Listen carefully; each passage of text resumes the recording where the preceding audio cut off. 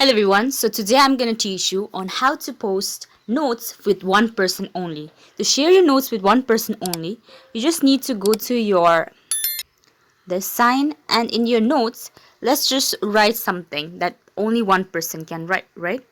Now to do that, firstly let me see, I'm going to say hi, for example, and then after, let me do it again. So I'm going to say hi, and then after I'm going to click on the followers you follow.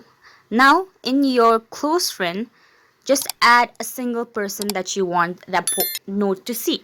So once you've done this, click on the close friend that you have chosen for to watch. Then I'm gonna go and share this to my close friend. So the one that you have only kept in your close friend, that person can only see your note, other person cannot. So if you want to add 2 3, it's your wish, but if you only want to add one, you can just do it like this as well. So thank you so much for watching.